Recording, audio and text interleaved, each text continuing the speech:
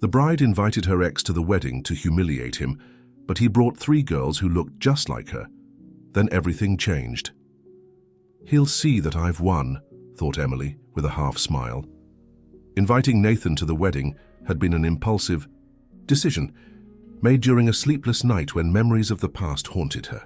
She wanted him to witness her happiness, to see how much she had progressed without him. She wanted, above all, to show that she had completely moved on from that relationship that had almost destroyed her. "The makeup is perfect," commented Lisa, her best friend and maid of honor, who entered the room carrying a glass of champagne. "Are you nervous?" "Not at all," lied Emily, accepting the drink. "This is the happiest day of my life." Lisa looked at her with a skeptical expression. She had known Emily since college and could recognize when her friend wasn't being sincere.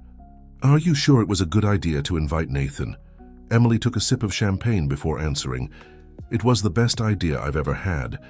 I want him to see everything he lost." "But do you really love Richard?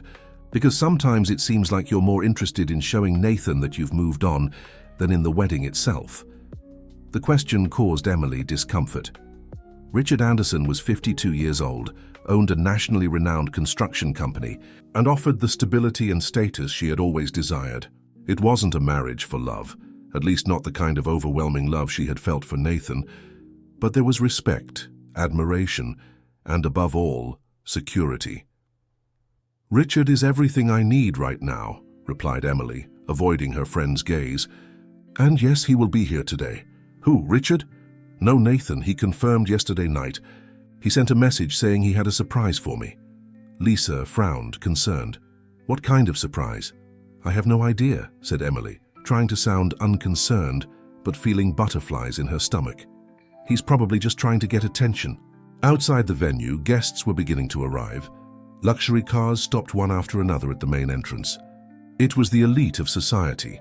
Businessmen, politicians, celebrities, people Emily had met throughout her career and especially after starting her relationship with Richard. Among the arriving vehicles, a black Land Rover parked a little further away. Nathan Mitchell took a deep breath before turning off the engine. At 38, he maintained the charm that had always characterized him. Black hair with slightly graying temples, a well-defined jawline, and green eyes that conveyed a mixture of intensity and melancholy. "Dad, are we there yet?" asked a childish voice from the back seat. Nathan adjusted the rearview mirror to see his 3 daughters, Sophie, Beatrice, and Julia, 6-year-old triplets. The girls were identical, with wavy brown hair and honey-colored eyes that made his heart tighten whenever he looked at them. "Yes, princesses, we're here," he answered, forcing himself to smile. "Remember what we talked about? You need to behave. It's a special day for Aunt Emily." "But you said she's not just an aunt," commented Sophie, the most observant of the 3. "You said she's special." Nathan felt his stomach turn. How to explain the complexity of that situation to 6-year-old children? How to say that the woman getting married today was in a way part of them? "Yes, she is special," he confirmed simply. "Now let's go, we don't want to be late." The girls got out excitedly, enchanted by the festive environment. They wore identical dresses in a soft shade of blue with small embroidered flowers. Their hair was braided and adorned with ribbons that matched their dresses. "I'm eager to see Emily's face when she sees you with these girls," commented Greg, Nathan's best friend, who had arrived separately and was waiting for them at the entrance. "Are you sure you want to do this?" "It's not a matter of wanting," replied Nathan, as he watched his daughters run across the lawn, enchanted by the decoration. "It's a matter of necessity. Emily needs to know the truth." Inside the bride's room, the atmosphere was one of growing tension. Emily was constantly looking out the window, watching the guests arrive. Her heart almost stopped when she saw Nathan get out of the car. Even from a distance, his presence still caused an immediate physical reaction in her. Sweaty hands, racing heart, staggered breathing. "He's here," she murmured to herself. "Who? Nathan?" asked Lisa, approaching the window. "Wow, he's still handsome. But wait, are those children with him? I didn't know he had kids." Emily felt a tightness in her chest. Nathan with children. This information wasn't included in the research she occasionally did on him on social media. Had he gotten married? Was he a father? For some reason she couldn't explain, the idea deeply hurt her. 3 girls, observed Lisa, still looking out the window, and they seemed to be the same age, maybe twins or whatever, cut in Emily, moving away from the window. His life doesn't interest me anymore. But it did, and they both knew it. The ceremony was scheduled to begin in an hour. Emily sat in front of the vanity, pretending to check her makeup, but actually trying to reorganize her thoughts. She had perfectly planned the wedding to be a spectacle of elegance and sophistication. She wanted Nathan to see how successful she was, how much power and influence she had gained. She wanted, above all, to show that she had completely moved on from that relationship that had almost destroyed her. "Emily," called her mother, Mrs. Elaine, entering the room. "It's almost time. Richard is anxious, and the guests are all here, including that young man, Nathan." Emily looked at her mother through the mirror. Mrs. Elaine had never approved of her relationship with Nathan, considering him unsuitable for her daughter. In her view, Nathan was just a dreamer without ambition, a history professor who would never provide her daughter with the lifestyle she deserved. Richard, on the other hand, represented everything Mrs. Elaine had always wanted for Emily: status, money, security. "He came with 3 daughters," said Emily, trying to sound casual. "Yes, I saw," replied Mrs. Elaine, adjusting a strand of hair that had escaped from Emily's hairstyle. "Beautiful girls, by the way. There's something familiar about them, don't you think?" Emily tensed. "What do you mean?" "I can't explain. Maybe it's just my impression." Before they could continue the conversation, Lisa returned to the room, visibly agitated. "Emily, you won't believe it. I just saw Nathan's daughters up close and, my God, they're identical to you when you were a child." Dear listener, if you're enjoying the story, take a moment to like and especially subscribe to the channel. It really helps us who are just starting out. Now continuing. Emily felt her blood freeze in her veins. "What? That's impossible." "I'm telling you, same hair tone, same face shape, even the way they smile. It's scary. If I didn't know they were his daughters, I'd swear they were yours." Mrs. Elaine looked from Lisa to Emily, confused. "How would that be possible?" Emily stood up abruptly, almost knocking over the vanity stool. A distant memory, something she had tried to erase from her mind, began to emerge. 8 years ago, right after breaking up with Nathan, when she was desperate for money to start her architecture firm. "I need to talk to him," said Emily, heading for the door. "Now?" "But the ceremony is about to begin. The guests are already taking their places. Richard is waiting, the officiant—" "Later," cut in Emily, with a firmness that admitted no opposition. "I need to resolve this first." Emily left the room, trying to maintain her composure as she walked through the corridors of the venue. Her wedding dress, with its extensive train, made movement difficult, but she was determined. She needed to find Nathan, needed to understand what was happening. She found him in the side garden, watching his daughters who were playing near an ornamental fountain. Seeing him there 8 years later still caused in her a mixture of contradictory feelings: anger, longing, hurt, desire. "Nathan!" she called, with a voice that tried to sound firm but trembled slightly. He turned and his green eyes met hers. For a moment, it seemed that time had gone backward, and they were again the passionate young people of before. "Emily," he replied with a slight smile, "or should I say today's bride, you look stunning." "We need to talk," she said, ignoring the comment. "In private." Nathan nodded. "Girls," he called to his daughters, "stay here playing. Dad's going to talk a bit with Aunt Emily." The 3 girls looked at Emily with curiosity, and it was then that she saw with a clarity that made her dizzy. They were really identical to her as a child.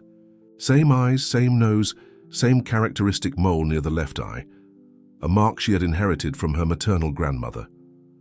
"They're your daughters," muttered Emily, suddenly feeling weak. "Yes," confirmed Nathan with a grave tone of voice.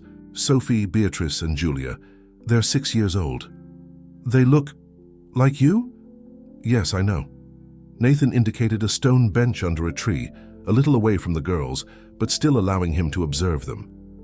Emily sat down, feeling as if she were in a strange and confusing dream. "How is this possible?" she finally asked. although a part of her already knew the answer. Nathan took a deep breath before answering. Do you remember that clinic 8 years ago? When we broke up and you decided to sell eggs to get money for your firm? Emily closed her eyes, being flooded by memories she had deeply buried. Yes, she remembered. After the devastating breakup with Nathan, she desperately needed money to start her architecture firm. Selling eggs seemed at the time a quick and relatively simple solution. The clinic had paid well, and she had never thought about it again. You used my eggs? She asked, incredulous. It wasn't planned, explained Nathan with a distant look. After our breakup, I was devastated.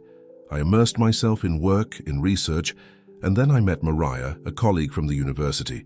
We started dating and eventually decided to have children, but we discovered she couldn't have natural children due to a medical condition. Emily listened, stunned, as Nathan continued his explanation. We decided on in vitro fertilization with donated eggs, and that's when, by a twist of fate, I discovered that you had donated eggs to that same clinic. It was a shock to me. And you decided to use my eggs without consulting me? Emily's voice was laden with indignation and confusion. Fate wasn't quite like that, defended Nathan. The clinic maintains donor anonymity. I could never have confirmed they were specifically your eggs. But when I saw the donor profile, height, eye color, academic background, I knew it was you. Something inside me just knew. Emily looked again at the girls, who were now chasing butterflies in the garden, oblivious to the tense conversation happening a few meters away. They were her biological daughters. The realization hit her like lightning, leaving her momentarily speechless. And Mariah? Where is she? A look of pain crossed Nathan's face. She left us when the girls were 2 years old. She couldn't handle the pressure of raising triplets. She returned to Ireland, her homeland, and rarely maintains contact. Emily felt a wave of conflicting emotions, compassion for Nathan, who had raised the girls practically alone, anger that he had used her eggs without her knowledge, and a strange sense of connection with those children who, biologically, were part of her. Why are you telling me this now? Why come to my wedding with them? Nathan looked directly into her eyes. Because they have the right to know the woman who, biologically, is their mother, and because you deserve to know about them too.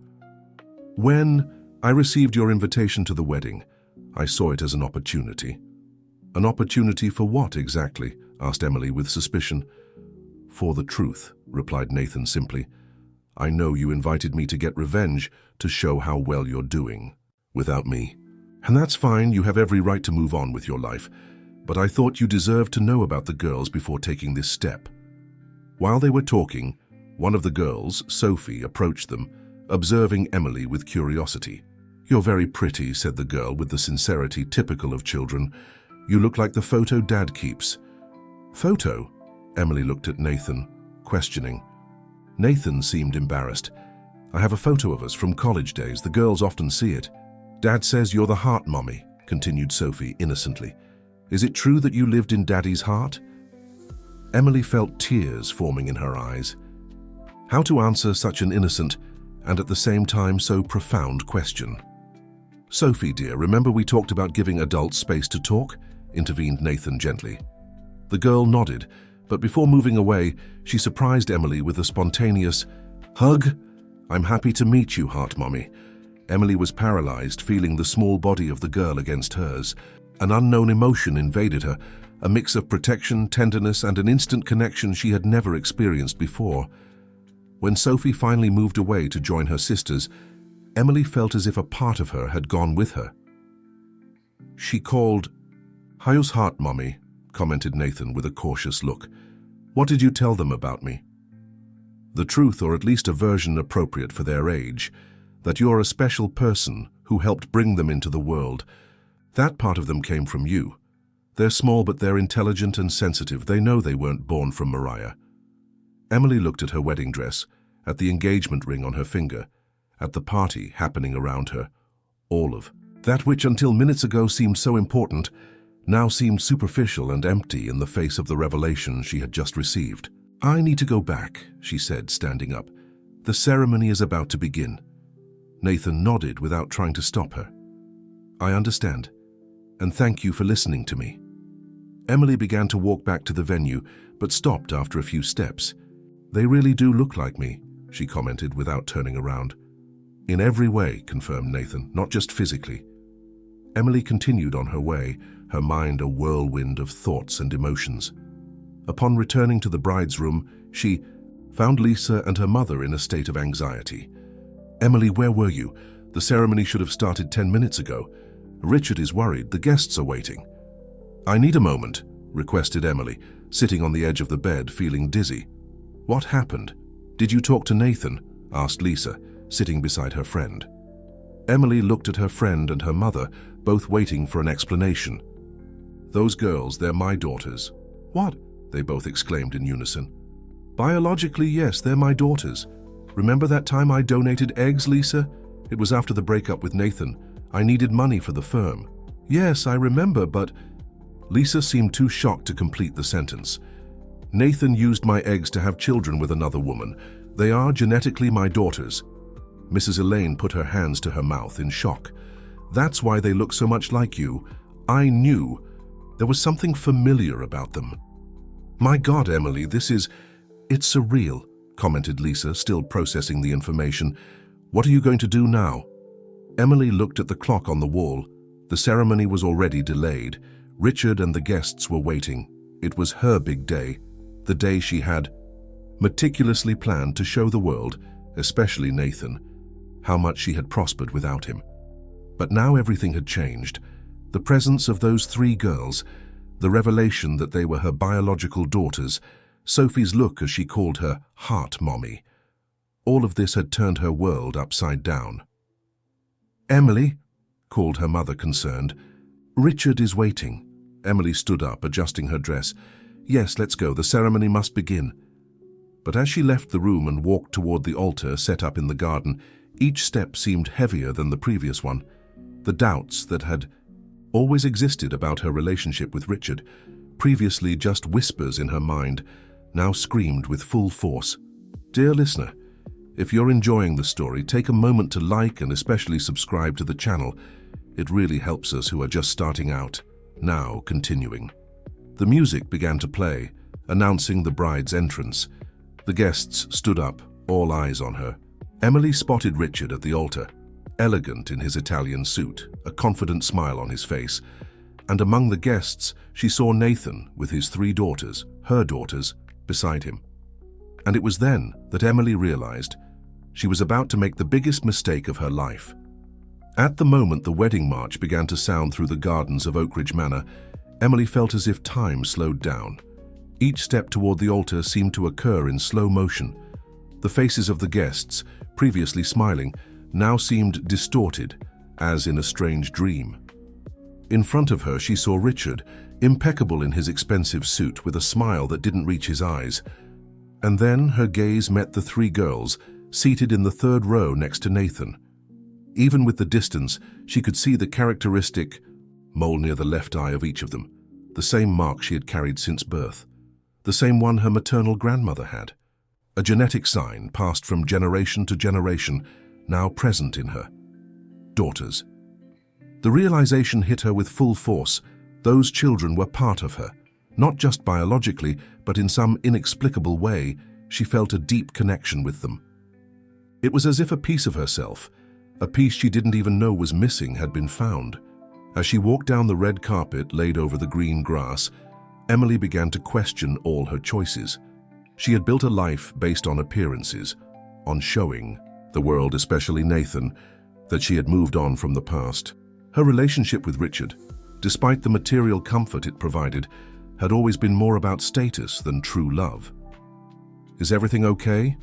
whispered her father, Mr. Anthony, who was walking her down the aisle. A simple man who had always dreamed of seeing his daughter happy, regardless of the path she chose. Emily didn't answer. Her heart was beating so hard it seemed to want to break through her chest. Her palms were sweating, and her breathing was becoming increasingly difficult. The dress, previously perfect, now seemed too tight, suffocating. When they finally reached the altar, her father handed her over to Richard, who received her with a firm grip and a satisfied smile. At 52, Richard Anderson was the personification of success, a respected businessman, influential in Boston society, with important political connections. He was the type of man who opened doors with his mere presence. "We are all gathered here," began the officiant, a judge who was a friend of Richard's, starting the ceremony. But Emily could barely hear the words. Her gaze kept returning to the three girls and to Nathan. One of the triplets, Beatrice, timidly waved to her with a sweet smile that was an exact replica of her own when she was a child. Emily felt her heart contract. "Emily?" called the officiant, bringing her back to reality. "Are you okay?" All eyes were on her. She realized she must have missed some question or failed to respond at the appropriate moment. She began, but the words died in her throat. Richard squeezed her hand, discreetly, a silent reminder to focus. But Emily couldn't. The presence of those three girls had completely destabilized her carefully constructed world. "I need a moment," she said finally, moving a bit away from Richard. A murmur ran through the assembly of guests. Richard, always concerned with appearances, tried to maintain his smile, but his eyes revealed irritation. "Emily, dear," he said, in a low voice just for her to hear, "this is not the time for dramatics. We have over 200 guests waiting." There was something in the way he said dramatics that deeply bothered Emily, as if her feelings, her doubts, were just an inconvenience, to be quickly overcome to maintain appearances. "It's not drama, Richard," she replied with a voice that surprised her with its firmness. "It's my life. They're my daughters." Richard followed her gaze toward the girls, his face showing confusion. "What are you talking about?" Before Emily could respond, one of the event organizers approached, visibly nervous. "Miss Emily, we have a small problem with the decoration." "What kind of problem?" asked Richard, irritated by the interruption. "Well, it seems there was a confusion with the photos for the memory panel," explained the organizer, clearly uncomfortable. "The company included some old photos that weren't in the plan." "What photos?" asked Emily, already feeling a knot in her stomach. "Old ones, of you and a young man. I believe it's that guest over there," said the organizer, discreetly pointing to Nathan. Emily's heart stopped for a moment. The memory panel was one of the attractions planned for the reception after the ceremony, a large mural with photos of the bride and groom throughout their lives. Emily had provided carefully selected photos, excluding any mention of her past with Nathan. "How did this happen?" she asked, her voice almost a whisper. The organizer seemed increasingly uncomfortable. "It seems your cousin, Ryan, provided some extra photos to enrich the panel.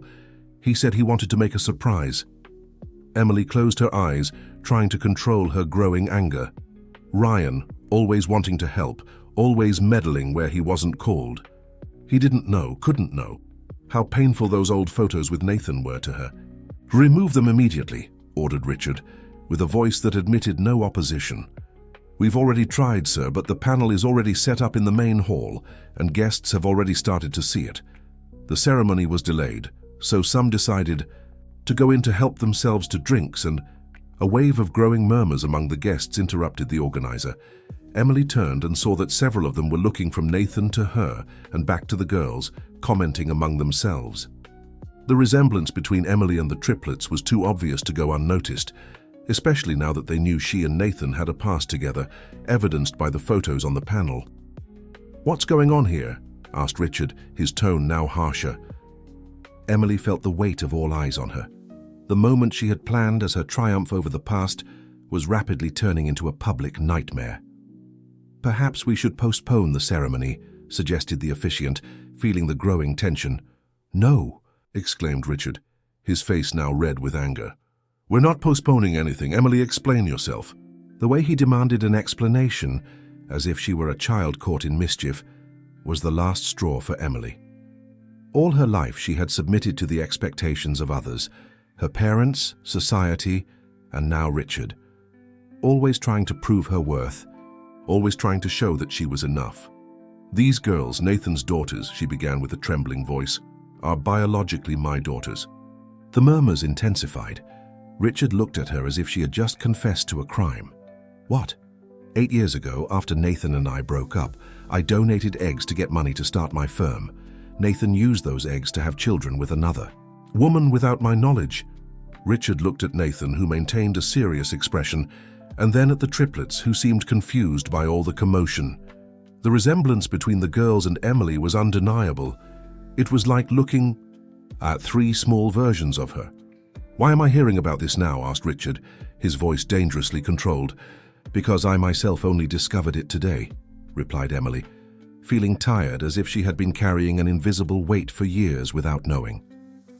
At that moment, one of the girls, Julia, escaped from Nathan's control and ran to the altar, stopping in front of Emily with curious eyes. "Are you going to be our mum now?"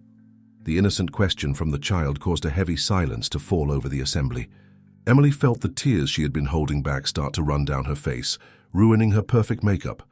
"Julia, come back here," called Nathan, now standing, trying to avoid a bigger scandal. But the girl continued looking at Emily, waiting for an answer. "Dad said you're our heart, Mommy. If you're the mommy, why are you marrying the wrong man?" The murmurs turned into open conversations among the guests. The scandal was formed. Richard, always concerned with his public image, seemed about to explode with anger.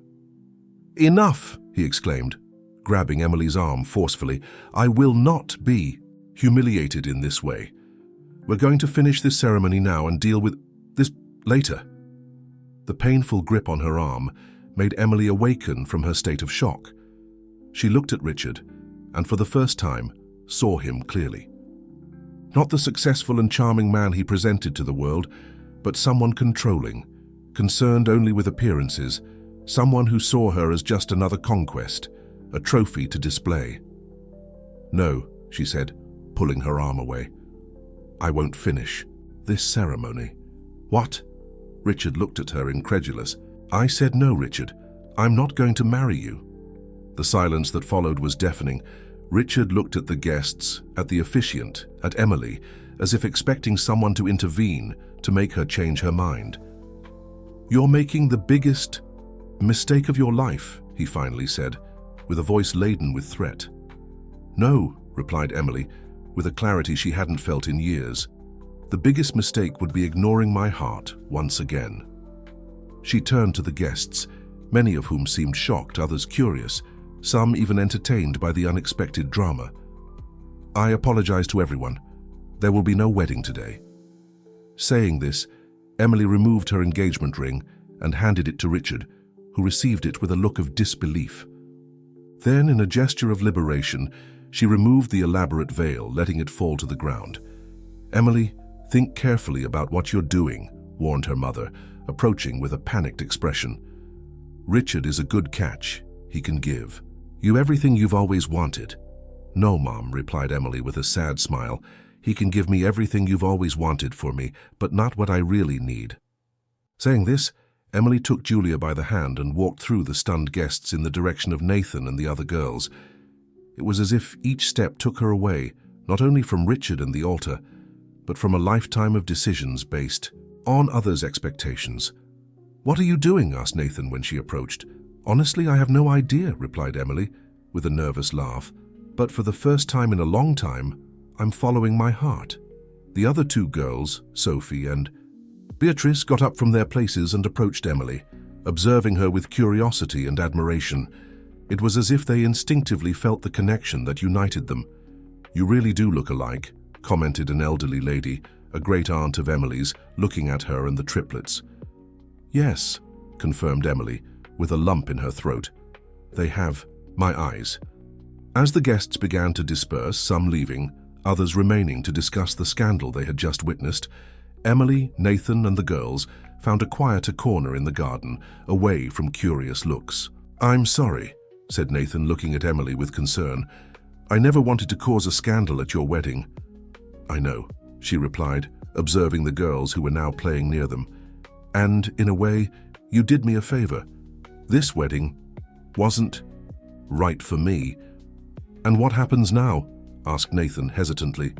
Emily took a deep breath, feeling the fresh mountain air fill her lungs. Now I'm going to take off this ridiculously expensive dress, find something comfortable to wear, and maybe if you and the girls don't have other plans, we could have lunch together." I have a feeling there's a lot to be said. Nathan smiled, that smile that always made her heart race. They would love that, and so would I. Emily observed the triplets, who were now animatedly talking among themselves, occasionally looking in her direction. Do they know about their origin? In a way appropriate for their age, yes, replied Nathan. I explained that to have them, I needed the help of a special woman who gave a very important part of herself so they could exist. They understand that Mariah, who raised them for 2 years, is not their biological mother. And they've always known there's a heart mommy, as they call her. And how did they react when they found out they were going to meet her today? Nathan smiled, looking fondly at his daughters. They were so excited they could barely sleep. Sophie wanted to bring a drawing for you. Beatrice prepared a song on the piano, and Julia is the most direct of the three, as you've probably already noticed. Emily felt tears forming again in her eyes, but this time they were tears of a different emotion, a mixture of gratitude, hope, and something she couldn't name yet, but that warmed her heart. They're perfect, she murmured with a choked voice. Yes, they are, agreed Nathan, and now, thanks to an unexpected wedding invitation, they've finally met the woman who helped bring them into the world. Emily laughed, wiping away the tears. That wasn't quite the reason for the invitation, as you know. Ah, yes, the famous revenge, joked Nathan with an understanding smile. How was the plan? To show how happy and fulfilled you are without me. Something like that, admitted Emily, feeling suddenly embarrassed by the childishness of the plan. And did it work? He asked, with a genuinely curious look. Emily looked at the chaos around her, the dispersing guests, the cancelled wedding, her carefully planned life crumbling. And yet, she felt a lightness she hadn't experienced in years. Not exactly, she replied, with a small smile. But maybe it was better this way. At that moment, a photographer hired for the wedding approached them. Miss Emily, forgive me, but I still have a job to do. Would it be possible to take some photos of you with the family? The word family made something vibrate within Emily. She looked at Nathan, who shrugged, leaving the decision with her. All right, agreed Emily. Girls, she called, feeling strange using that word. Would you like to take a photo with me? The triplets ran excitedly, positioning themselves around Emily. Nathan stayed a bit apart, but Sophie pulled him by the hand. Come, Dad, you're part of the family too. The photographer positioned the group near a rose bush in full bloom, Emily in the center, with the 3 girls around her, and Nathan slightly behind, his hands gently resting on her shoulders, in a protective gesture that seemed natural, as if they had done this 1,000 times before. Perfect, said the photographer, making the final adjustments to the camera. Now smile. And to her own surprise, Emily smiled. A genuine smile, which sprang from some deep place inside her. A smile of someone who, for the first time in a long time, felt truly at home. The click of the camera captured that moment of unexpected happiness. The photographer, satisfied, showed the photo on the digital display of the camera. And it was then that Emily noticed, in all 4, her and the triplets, the same characteristic mole near the left eye was clearly visible. Look at that, commented the photographer, surprised. You have the same little mark. It's family, isn't it? Yes, replied Emily, feeling an inexplicable emotion as she pronounced those words. It's family. Dear listener, if you're enjoying the story, take a moment to like and especially subscribe to the channel. It really helps us who are just starting out. Now, continuing. The hours that followed were surreal for Emily. After so many months, meticulously planning every detail of that day, now she found herself in a situation completely different from what she had imagined. Instead of celebrating her wedding with Richard, she found herself in a small restaurant near the venue, wearing clothes borrowed from Lisa, who had insisted on accompanying her in this madness, sitting at the table with Nathan and his 3 daughters, her daughters. So you draw houses? Asked Beatrice, the quietest of the 3, as she nibbled on a French fry. Emily smiled, enchanted by the simplicity of the question. Yes, more or less that. I'm an architect. I design houses, buildings, offices, spaces for people to live and work in. Was our house designed by you? asked Sophie with curious eyes. Nathan intervened gently. No, dear. Our house was designed by another architect. But maybe one day Emily can visit and give some suggestions for improvements. The look they exchanged at that moment was laden with unspoken possibilities. Emily felt her heart race, as it always did when Nathan looked at her that way, as if she were the only person in the world. Do you have a boyfriend? Asked Julia, direct as always, making Lisa choke on her water. Julia, reprimanded Nathan, although without much firmness. Remember what we talked about regarding personal questions? But Dad, you said we should get to know Aunt Emily better. And this is important to know, defended the girl with impeccable logic for her 6 years. Emily couldn't help but laugh. No, Julia, I don't have a boyfriend. I was about to get married today, but as you saw, that didn't happen. Why not? Asked the girl, ignoring her father's warning looks. Emily looked at Nathan, hesitant about how to respond. How to explain to a child that she was about to marry a man she didn't love just to prove a point. How to admit that her imminent marriage was more about revenge against her ex than about true love. Because I realized it wasn't right for me, replied Emily, opting for simplicity. Sometimes, even when we think we want something, our heart knows the truth and we need to listen to what it says. Julia seemed to ponder the answer for a moment, like when I really wanted a dog but then found out I'm allergic. The adults laughed at the unexpected comparison. Something like that, agreed Emily, amazed at children's ability to simplify complex issues. And now, what are you going to do? Asked Lisa, verbalizing the question that everyone at the table was probably asking themselves. Emily took a deep breath. It was a difficult question. Her life, which had seemed so well planned until that morning, was now a huge question mark.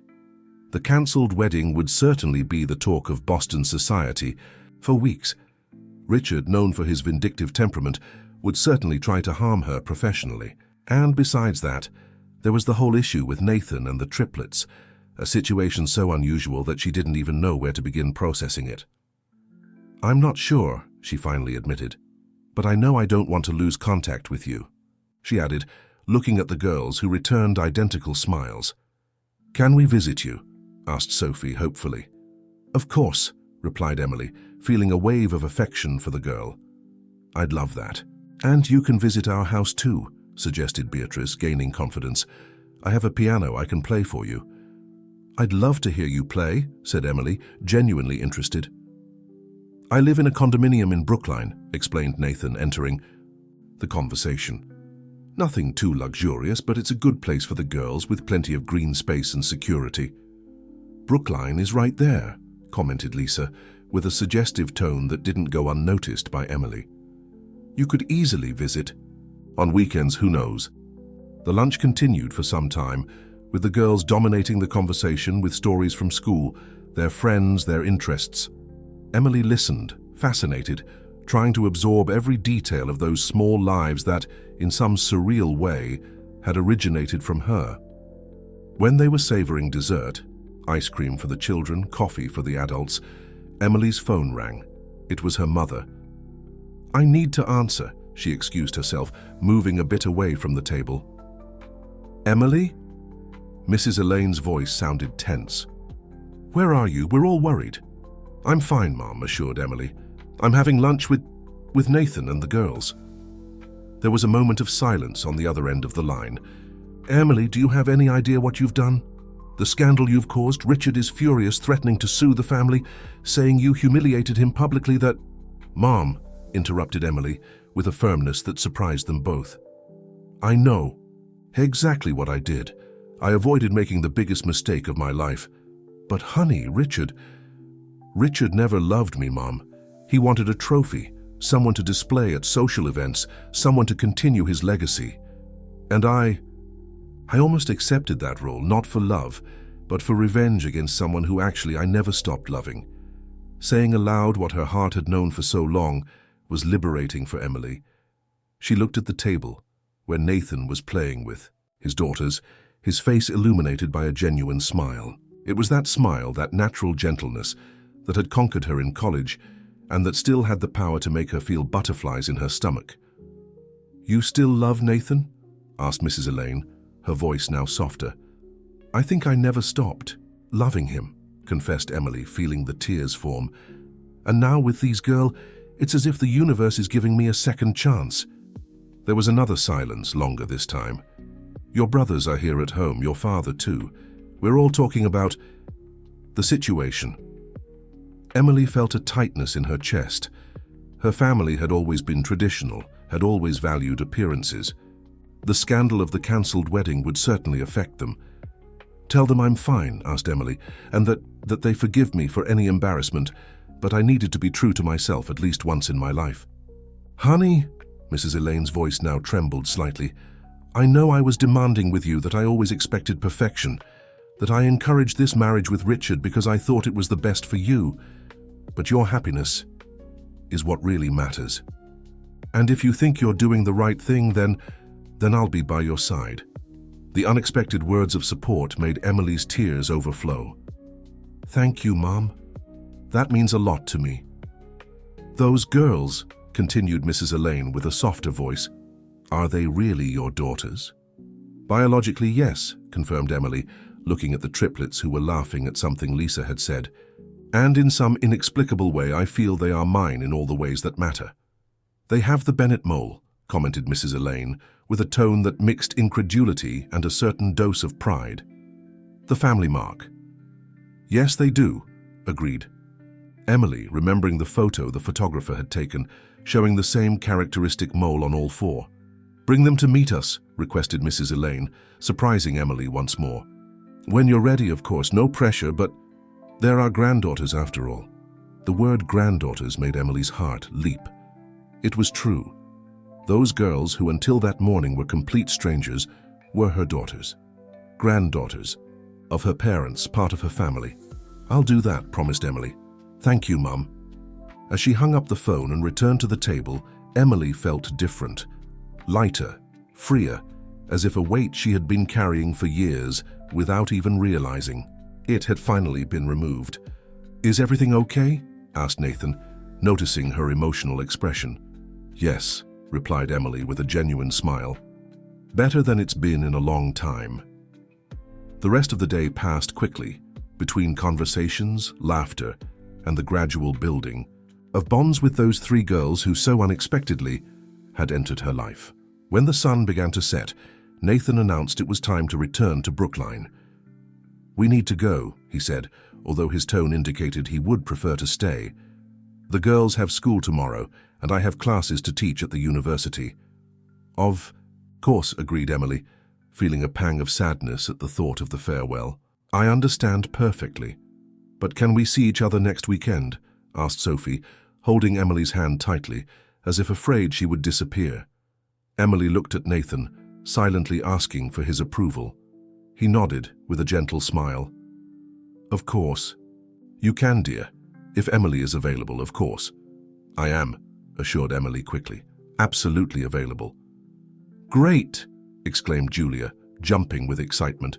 Can we go to the zoo, or the park, or the museum? Dad always says museums are important. For our cultural education, but I think he only says that because he's a teacher and— Julia, breathe, interrupted Nathan, laughing at his daughter's enthusiasm. Let Emily decide. She's had quite a busy day. Actually, said Emily, smiling at the girl, I'd love to go to the zoo. It's been years since I visited one. Julia's eyes lit up with joy. See, Dad, she wants to go to the zoo too. The adults laughed at the child's excitement. Lisa, who had witnessed the entire scene with an understanding smile, offered to drive Emily back to the city. Thank you for everything, said Emily to Nathan when it came time to say goodbye. He looked at her with that look he had always reserved just for her, even in college days.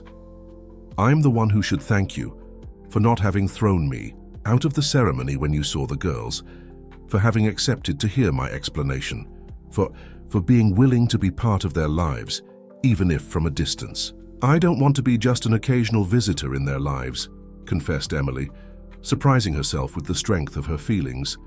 I know it's all very recent, and that there are many things to be resolved, but I want to be present, really. Nathan nodded, visibly moved. It's all I've ever wished for, that one day they could meet the amazing woman who helped bring them into the world. There was a moment of loaded silence between them, full of unspoken words, unexpressed feelings, future possibilities. Nathan took a step forward, reducing the distance between them, and for a moment Emily thought he was going to kiss her. But instead he simply hugged her, a strong hug, full of silent promises. "Until next weekend," he murmured in her ear. "Until then," replied Emily, allowing herself for a brief moment to rest her head on his shoulder, feeling the familiar comfort she always found there. The goodbyes with the girls were emotional. Each hugged Emily in her own way, Sophie tightly as if afraid of losing her, Beatrice shyly but with a look that said more than words, and Julia with exuberance, planting a wet kiss on her cheek. "See you next week, Heart Mummy," said Julia with the innocence that only children possess. The word mommy made Emily's heart contract with emotion. She wasn't a mother, had never planned to be. And yet, there were 3 little versions of herself, calling her by a title she never imagined hearing. "See you next week, dear," she replied, her voice choked. When Nathan's car finally departed, taking the triplets who were animatedly waving, through the back window, Emily allowed herself a moment of vulnerability. Silent tears ran down her face as everything that had happened on that extraordinary day finally hit her. "Are you okay?" asked Lisa, concerned. Emily wiped away the tears, a smile lighting up her face despite the crying. "I am. It's just that so many things happened. My life turned upside down in a matter of hours." "For the better, I'd say," commented Lisa with a knowing smile. "I've never seen you so alive as today, beside those girls. And Nathan, of course." Emily smiled, feeling a happiness she had forgotten was possible. Yes, for the better, definitely for the better. As Lisa drove back to Boston, Emily looked out the window, watching the mountain landscape pass quickly. Her life, which had seemed so carefully planned until that morning, was now an unknown. The cancelled wedding, the uncertain professional future, the complex relationship with Nathan, the surreal bond with 3 children who were biologically her daughters. And yet, amid all this uncertainty, Emily felt more secure than ever. As if, finally, she was on the right path. As if, after years of building a perfect facade for the world, she finally had permission to be authentic. "You know what's funny?" she commented, breaking the silence in the car. "I invited Nathan to the wedding to humiliate him, to show how well I am without him, and in the end, he was the one who completely changed my life." Lisa smiled, keeping her eyes on the road. Life has those ironies. Sometimes our worst intentions end up leading us to the best destinations. Emily nodded thoughtfully. "Do you think I'm crazy? For having cancelled the wedding at the altar? For wanting to get close to these children who, until yesterday, I didn't even know existed?" "I think that for the first time in a long time you're being true to yourself," replied Lisa, with the sincerity of a true friendship. "And that is never crazy, it's courage. Courage." The word resonated within Emily. Yes, it had taken courage to cancel a wedding at the altar in front of hundreds of guests, to admit, at least to herself, that she had never gotten over Nathan. To decide to meet and try to be part of the lives of 3 children who were in some surreal way her daughters. But for the first time in a long time, Emily felt she was making the right choices. Not the safe choices, not the choices that would please others, but the choices her heart dictated. And that, more than any luxurious wedding or social position, was what really mattered. The days that followed the cancelled wedding were, as expected, tumultuous. Emily was bombarded with calls and messages, concerned friends, confused relatives, curious co-workers. The scandal, as predicted, spread quickly through Boston's social circles. Richard, as was also to be expected, reacted with resentment. He tried to defame Emily professionally, whispering to potential clients that she was unstable, unreliable. He even threatened to sue the family for the cost of the cancelled wedding, although his lawyers soon dissuaded him from this idea, since there was no formal contract about who would bear the costs in case of cancellation. Emily faced everything with a serenity that surprised even herself. The architecture firm she had built with so much effort suffered some initial shock, with some clients backing off, intimidated by Richard's influence. But her talent and professionalism soon spoke louder, and new projects began to emerge. The most difficult initially was dealing with her own family. Her father, Mr. Anthony, was concerned about the social repercussions of the scandal. Her brothers, divided between genuine concern for her well-being and a certain shame for the embarrassment caused. Mrs. Elaine, surprisingly, was the one who supported her the most, showing an understanding that Emily would never have expected from her traditionally strict mother. "You did what you thought was right," said Mrs. Elaine during a tense lunch at the family home, a week after the incident. "And, knowing Richard better now, through his petty reactions, I think you saved yourself from an unhappy marriage." The unexpected support from her mother was a balm for Emily. Gradually, the rest of the family also began to accept her decision, especially when they learned more details about the triplets. "They're identical to you as a child," commented her older brother Paul, after seeing photos of the girls that Emily had received from Nathan. "It's like looking at you 3 times. "They're my nieces, then?" asked her younger sister, Megan, with a mix of confusion and excitement. "That's so strange and at the same time so incredible." The next weekend came faster than Emily expected. As agreed, she met with Nathan and the triplets for a visit to the Boston Zoo. The day was filled with laughter, ice cream, discoveries, and the gradual building of emotional bonds with those 3 girls, who biologically were her daughters. "Look, Heart Mommy, that giraffe is eating leaves from up high," exclaimed Julia, excitedly pointing to the giraffe enclosure. Emily smiled, still getting used to the affectionate term the girls had adopted for her. "Yes, giraffes have long necks precisely to reach the highest leaves on trees. Dad said you know everything about building things," commented Sophie, holding Emily's hand as they walked. "Could you build a house for giraffes with very high ceilings?" Emily laughed, enchanted by the girl's imagination. "Of course, I could design a special house for giraffes with very tall windows and doors." "And for us?" asked Beatrice shyly, surprising Emily. "Could you build a house for us too?" The innocent question made Emily's heart race. She looked at Nathan, who was walking a bit behind them, giving them space to get to know each other, but never too far away. He shrugged, with a small, enigmatic smile. "Well, you already have a house, don't you?" replied Emily cautiously. "Yes, but Julia says she wants you to live with us, and Sophie thinks it would be cool if we had a new house with more space where everyone could be together," explained Beatrice with the disconcerting sincerity of children. Emily felt a blush rise to her face. The girls' naive desire for her to be a permanent part of their lives was touching, but also frightening in its simplicity. Real life, Emily knew, was much more complicated. "I think we're going a bit too fast," intervened Nathan, approaching, and saving Emily from the embarrassment of responding. "Emily and I are friends now, and she will be part of your lives, but each has their own house and their own life." The girls seemed a bit disappointed, but were soon distracted by a group of particularly mischievous monkeys. Later, while the triplets entertained themselves in a playground inside the zoo, Emily and Nathan sat on a nearby bench, observing them. "Sorry about that," said Nathan, breaking the silence. "They are very direct, and they have a fertile imagination." "For you don't need to apologize," assured Emily with a smile. "It's touching, actually, that they want to include me in their lives so completely, even barely knowing me." "They feel a connection with you," explained Nathan, his gaze following his daughters who were laughing as they played. "Somehow they've always felt it. Even before they met you, there was something, a curiosity, a search for the heart mommy, as they called you." Emily felt a lump in her throat. "I never thought about being a mother, you know. It wasn't in my plans, but now with them, everything changed," completed Nathan, understanding. "Yes," confirmed Emily, observing the triplets with a look that mixed admiration and a tenderness still in formation.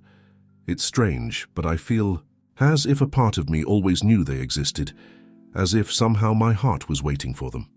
Nathan smiled, that smile that always made Emily's heart race. "They're easy to love." "Yes, they are," agreed Emily, feeling a wave of affection for the girls. "So you've done an amazing job with them, Nathan. They're intelligent, polite, sensitive." "Thank you," he thanked, visibly moved by the compliment. "It hasn't been easy, especially after Mariah left. But they're my life. Everything I do for them." Emily felt a renewed admiration for him. The Nathan she had known in college was idealistic, dreamy, sometimes a bit irresponsible. The man beside her now was mature, dedicated, with a sense of responsibility that made him even more attractive in her eyes. "And what about you?" asked Nathan, bringing her back from her thoughts. "How has it been dealing with the whole situation? The cancelled wedding, Richard, your family." Emily sighed, contemplating the question. "Difficult, as was to be expected. Richard has been trying to harm me professionally. Some friends disappeared when they realized I'm no longer a ticket to elite social circles." "I'm sorry," said Nathan with sincerity. "Don't be," replied Emily, surprising herself with the firmness of her voice. "It was the best decision I've ever made, and honestly, I'm discovering who my true friends are, who stands by me for who I am, not for what I can offer." Nathan looked at her with an admiration that made her heart race. "You've always been strong, Emily. Even in college, when everything seemed to conspire against your dreams of becoming an architect. That strength, that determination, was one of the things that most attracted me to you." The comment, so sincere and laden with memories, made Emily blush slightly. For a moment it was as if time had gone backward, and they were again the young lovers of years ago. "Why did we break up, Nathan?" she asked, the question escaping before she could contain it. "We were so right for each other." Nathan looked away, observing the girls for a moment before answering. "I think we were too young, with dreams too big and worldviews that seemed incompatible at the time. You wanted to travel, research, pursue an academic career," remembered Emily. "And I wanted stability, to build an architecture firm, to establish myself professionally here in Boston. And our paths seemed to lead us in opposite directions," completed Nathan with a sigh. "But looking back now, with the maturity that time brings, maybe we could have found a middle ground." The silence that followed was laden with unrealized possibilities, with alternative futures that never had a chance to exist. Emily looked at the triplets who were now running toward them, faces flushed from play. "But then we wouldn't have them," she said finally. Nathan followed her gaze, a soft smile appearing on his lips. "No, we wouldn't. And as strange as the path that brought us here may be, I can't imagine my life without them." "Neither can I," admitted Emily, surprised by the truth behind these words. In just 1 week, those 3 girls had conquered a space in her heart that she didn't even know existed. "Dad, we're hungry," announced Julia, arriving before them with her sisters. "Can we eat something?"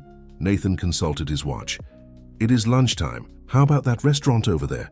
he asked, pointing to a nearby establishment.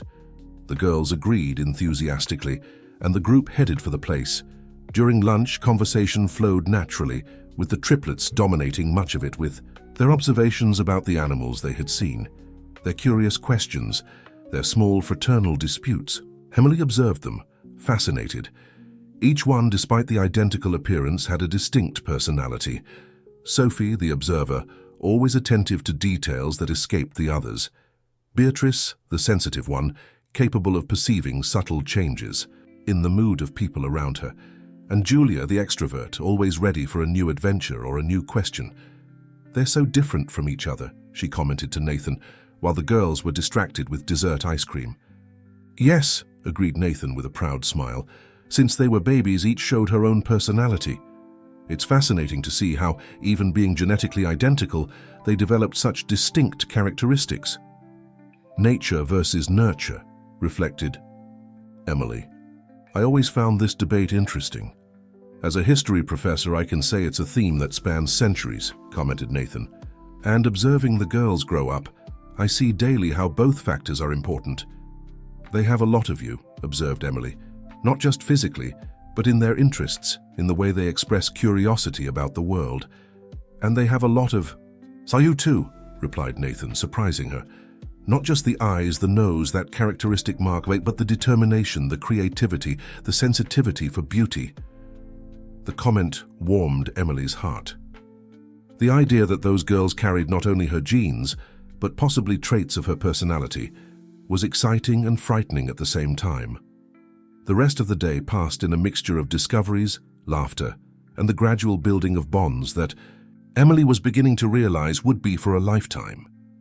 When it came time to say goodbye, the girls hugged her tightly, each in her own way, asking for promises that they would see each other again soon.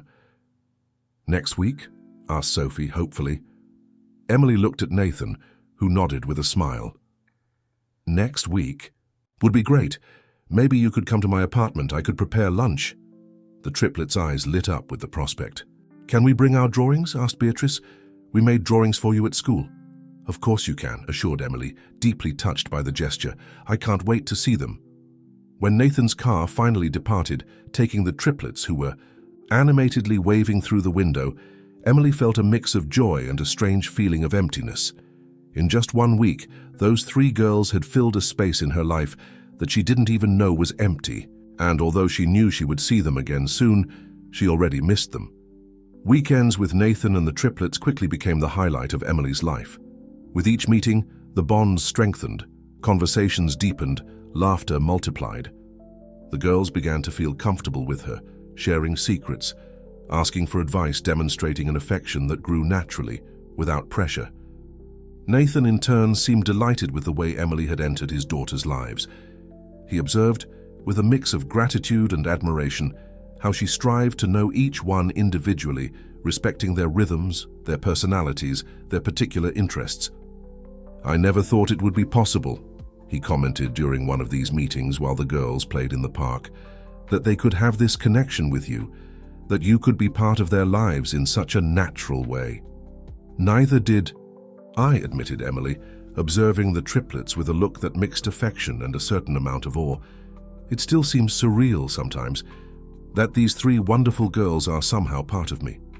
"They are," confirmed Nathan with a gentle smile, "and you are part of them, not just in the genes, but now in the memories they're building together, in the shared experiences, in the bonds that strengthen with each meeting." The observation touched Emily deeply. It was true. In just a few weeks, the triplets had become an essential part of her life, just as she, gradually, was becoming a constant and significant presence in their lives.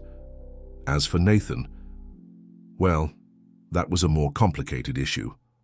As they spent more time together, the feelings that Emily had tried to bury for so many years began to resurface with renewed strength. The way he smiled, how he spoke passionately about his research topics, how patient and loving he was with his daughters, all of this made her heart race, just as it happened in youth. But Emily was cautious. Both had been through a lot since their breakup. They had grown, changed, lived experiences that had transformed them. And more importantly, there were now 3 small lives involved, lives that could be deeply affected by any hasty decision. "What are you thinking about?" asked Nathan, noticing her distant look. "About how unpredictable life is," replied Emily, honestly. 2 months ago, I was about to marry a man I barely knew, for reasons that now seem so superficial to me. And now I'm here, building a relationship with 3 girls who are biologically my daughters, and rediscovering feelings I thought I had overcome a long time ago. Nathan looked at her intensely, his green eyes seeking hers. "Feelings for me?" Emily felt the blush rise to her face, but decided to be honest. "Yes, for you. It's as if all these years hadn't passed, as if we were still those young lovers from college." "I know," agreed Nathan, his voice soft. "I feel the same, but at the same time I know we're different people now, more mature, more aware of who we are and what we want. And with much bigger responsibilities," added Emily, her gaze returning to the triplets. "Any decision we make now affects not just us but them as well." Nathan nodded, understanding. "Exactly. That's why I think we should give time to time, allow this new dynamic to establish naturally, without pressure." "I agree," said Emily, feeling a mixture of relief and a touch of disappointment. Part of her wanted Nathan to be more direct, to express his feelings more clearly, but the more rational part knew he was right. They needed time, space to rediscover each other, to build something solid and true. The weeks turned into months, and Emily's presence in the triplets' lives became increasingly constant. It wasn't just on weekends now. There were also weeknight dinners at Nathan's house in Brookline, helping the girls with homework, participating in small family celebrations.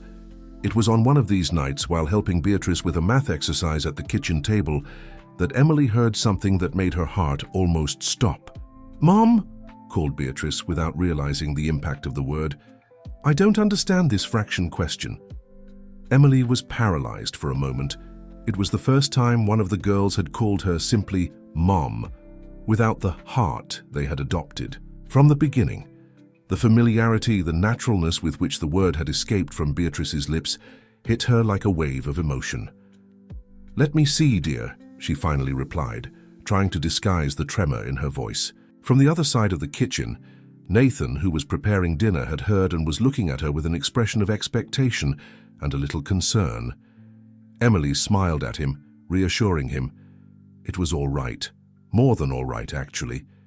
It was as if something had finally fit into place, as if a circle had closed. Later, when the girls were already in bed, Emily and Nathan sat on the balcony of the apartment, sharing a bottle of wine, talking in low voices under the starry sky of Brookline. "Did you hear what Beatrice said?" asked Emily, still moved by the moment. "Yes," confirmed Nathan with a soft smile. "She called you Mom, without the heart." "I don't know if she noticed," reflected Emily. "It came out so naturally." "Because it's natural for her now," explained Nathan. "You've become a constant presence in their lives, someone they trust, with whom they feel safe, whom they love. For Beatrice, at that moment, you were simply Mom." Emily felt tears forming in her eyes. "I never thought I would hear someone call me that. Being a mother was never part of my plans." "And now?" asked Nathan with curiosity. "Now," replied Emily after a moment of reflection, "I can't imagine my life without them.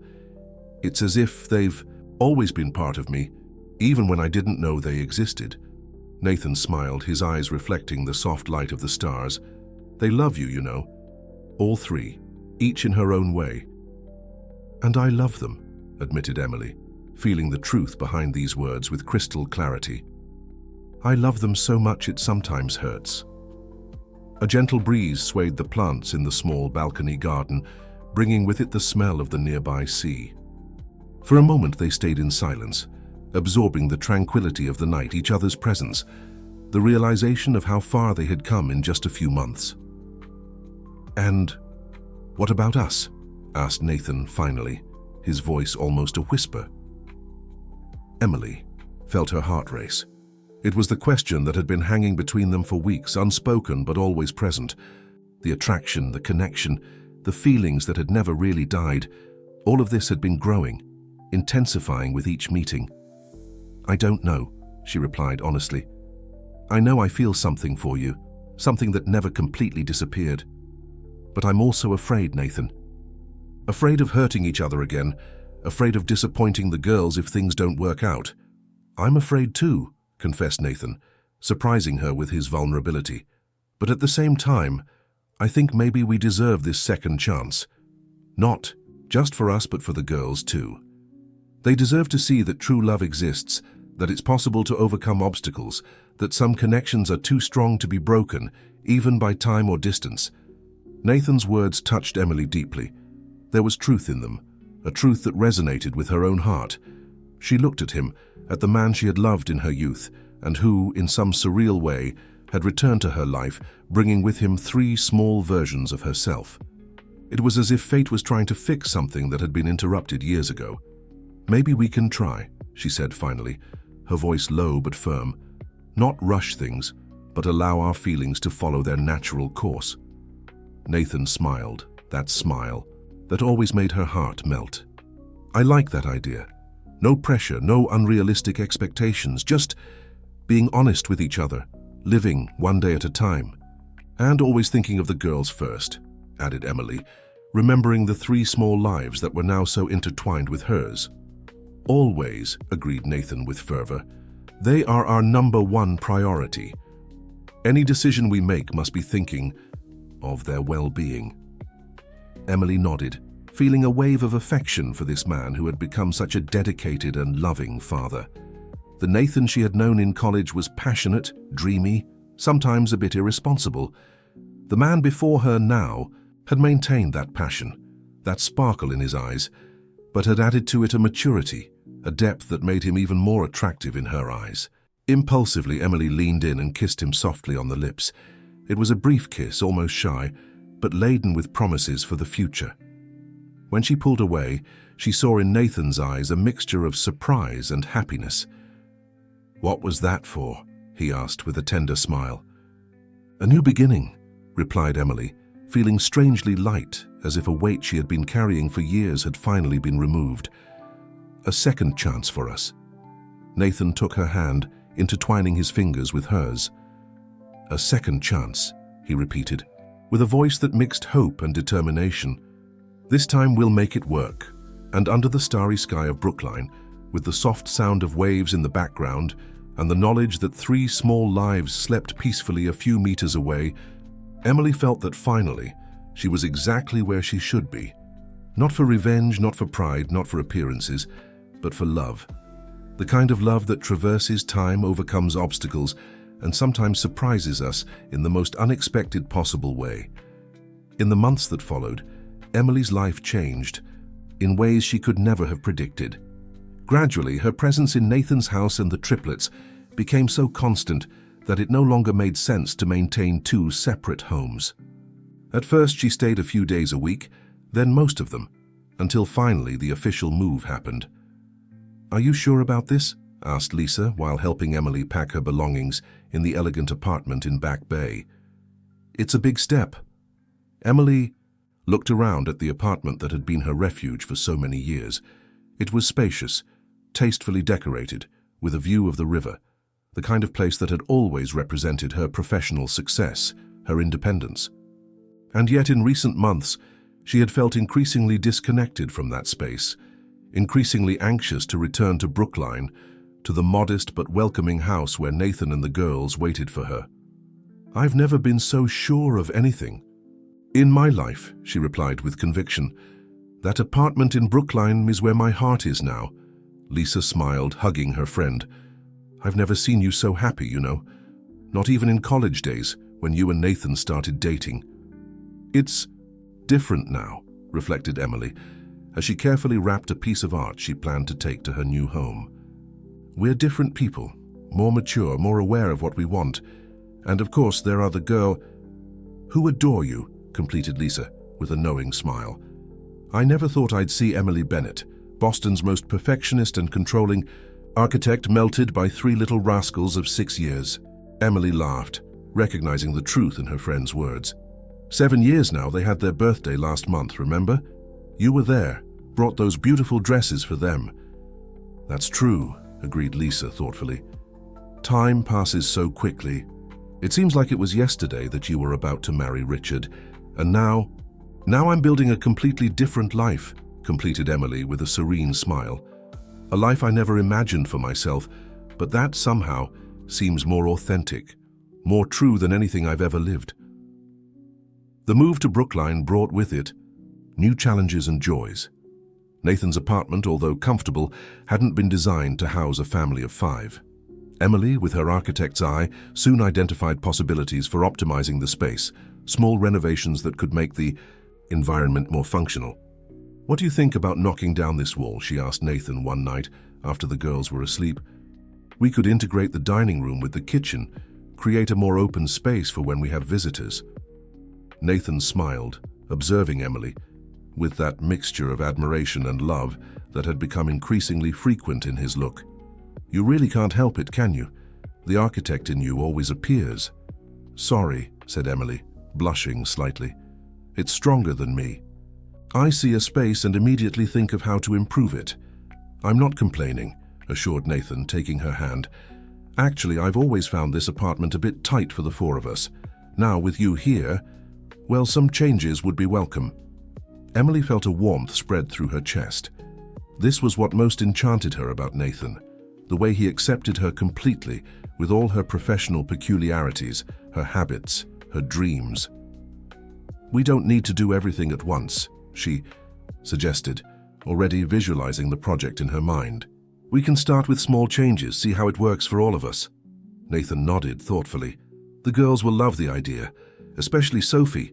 She's always asking for more space for her science projects. And Beatrice could have a special corner for the piano," added Emily, remembering how the shyest of the 3 girls loved music. As for Julia, Julia would need an entire space just for her energy, completed Nathan, laughing. That girl doesn't stay still for a second. Emily laughed along, feeling completely at home. It was amazing how, in such a short time, she had integrated into that family, as if, somehow, that had always been her place. "I've been thinking," began Nathan with a more serious expression. "What if, instead of renovating this apartment, we looked for a bigger place? Something that could really be ours, a new beginning for all of us." The suggestion caught Emily by surprise. "You mean buying a house together?" "Why not?" he replied, his eyes shining with enthusiasm. "You're an architect. You could design something that would meet all our needs, a place where the girls could grow up with space, where we could build new memories together." Emily felt her heart race. It was a big step, not just the physical move, but the implicit commitment in it. A joint project, a house to call home, a life in common. "It would be a dream," she admitted, allowing herself to imagine the possibilities. "A large plot, with space for the girls to play, maybe a garden. An office for you to work on your projects," added Nathan. "A library for your history books," continued Emily, entering the game. "Individual rooms for the girls as they grow and need more privacy," suggested Nathan. "A large kitchen where we can all cook together on weekends," dreamed Emily. Dear listener, if you're enjoying the story, take a moment to like and especially subscribe to the channel. It really helps us who are just starting out, now continuing. They stayed like this for some time, verbally building the dream house, imagining it together. It was more than an architectural project. It was the design of a shared future, of a family life that, until a few months ago, neither would have imagined possible. "Let's talk to the girls tomorrow," decided Nathan finally. "See what they think of the idea." Emily nodded, already anticipating the triplets' reaction. Knowing them as she now did, she knew each would react in her own way. Sophie with practical questions about what the house would be like, Beatrice with her quiet acceptance, perhaps asking if she could choose the color of her room, and Julia would probably already be planning the housewarming party before they had even found the plot. The next morning, as expected, the news was received with enthusiasm by the girls. They were all at the breakfast table, a ritual that Emily had learned to deeply value. These simple moments of daily life, shared as a family. "A new house?" exclaimed Julia, almost knocking over her juice glass with excitement. "With a pool? Can I have a slide in my room?" "Calm down, little one," laughed Nathan, wiping the juice that had splashed on the table. "We're still in the planning phase, and no, you won't have a slide in your room." "But why?" protested the girl, making an adorable pout. "It would be so cool." "Because rooms are for resting, not for playing amusement park," explained Emily, gently. "But maybe we can think of a special space for playing. What do you think?" Julia's eyes lit up with the possibility. "A room just for playing, that would be even better." "Can we have a library?" asked Sophie, always the most studious of the three. "With lots of shelves for books and a big table for doing science experiments?" "Of course," assured Emily, enchanted with the girls' interest in knowledge. "And maybe a telescope to observe the stars." "And what about a place for the piano?" asked Beatrice shyly. "Teacher Anne said I need to practice more at home." "The piano will have a special place," promised Nathan, caressing his daughter's hair. "Maybe a corner in the living room with good acoustics, where we can all hear you play." Beatrice smiled, satisfied with the answer. "And most importantly," added Emily, looking at each of the girls, "it will be a home for all of us. A place we'll design together, with space for us to grow as a family." The word family made something vibrate in the heart of everyone at the table. For the girls, it was confirmation that Emily had become a permanent presence in their lives. For Nathan, it was the realization of a dream he didn't know he had until he found Emily again.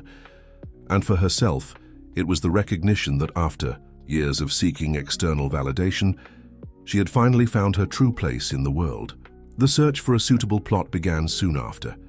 Emily, with her knowledge of the real estate market and her professional contacts, naturally took the lead in this stage.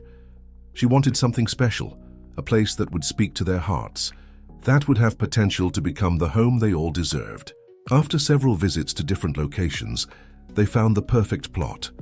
A property in a quiet neighborhood of Brookline, close enough to the beach to feel the sea breeze, but far enough to ensure tranquility. It was spacious, with some fruit, trees already grown, a partial view of the sea, and most importantly, a welcoming energy that they all immediately felt. "It's here," said Emily as they walked around the plot on a sunny afternoon. "I can perfectly visualize our house in this space."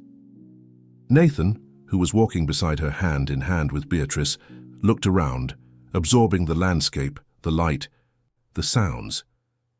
"You're right," he agreed with a smile. "It feels right." The girls were running around the space, already imagining where the garden would be, the play area, the possible pool. Their laughter filled the air, creating a perfect soundtrack for the moment. "Mom, can we have a treehouse here?" asked Sophie, pointing to a particularly robust mango tree. Emily felt her heart warm, as it always did when one of the girls called her mom, something that had become increasingly frequent in recent months. "If it's safe, why not? We can include that in the project." The negotiations for purchasing the plot were quick, and in a few weeks, they were officially becoming owners of their piece of land.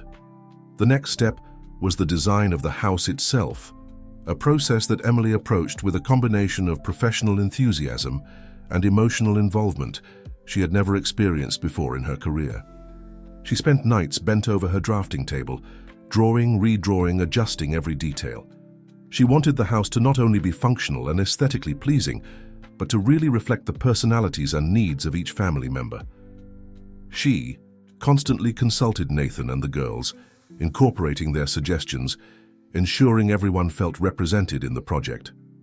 "I've never seen you so dedicated to a project," commented Nathan one night, finding her still working on the drawings, even after the girls were already in bed.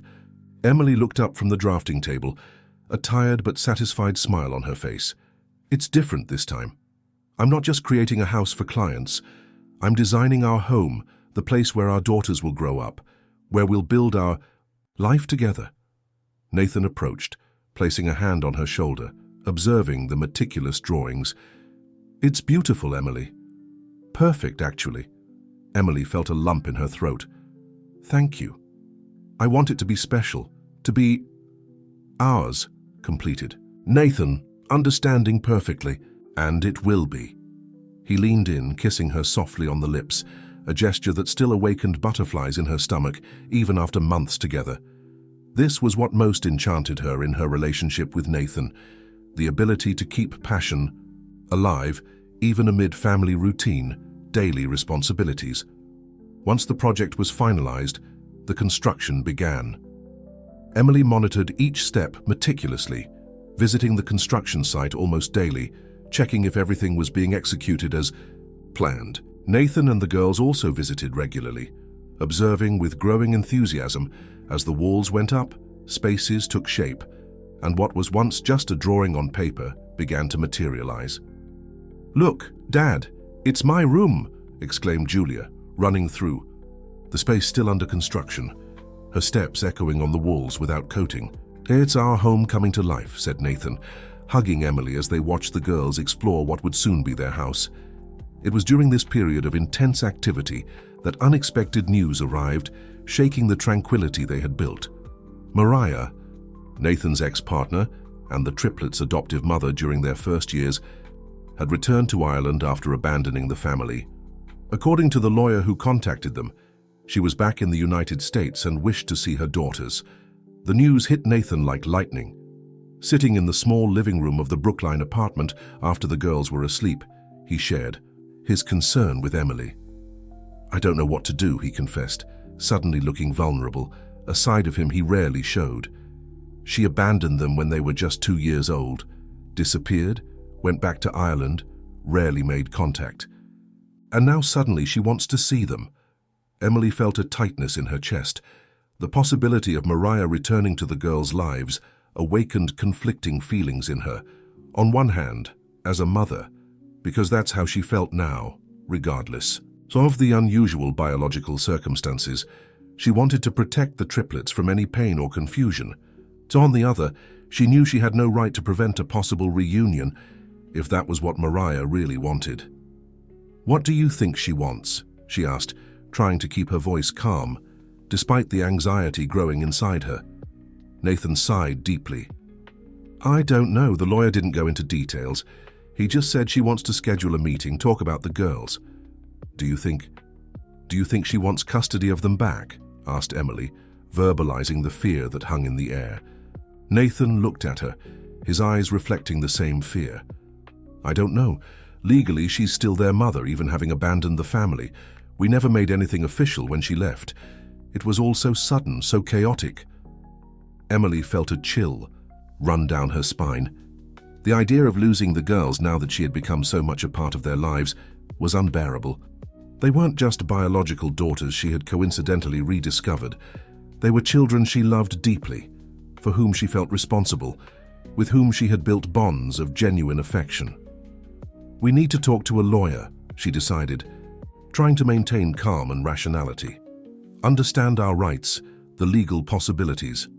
Nathan nodded, visibly relieved that Emily was taking a proactive stance, helping him navigate this unexpected situation. Yes, you're right. We need to prepare for any scenario. And what about the girls? Asked Emily, her main concern being the emotional well-being of the triplets. Do they remember Mariah? Nathan seemed to reflect for a moment. Vaguely, perhaps. They were so young when she left. Sophie sometimes asks questions about her, but Beatrice and Julia rarely mention the subject. How will we explain the situation to them?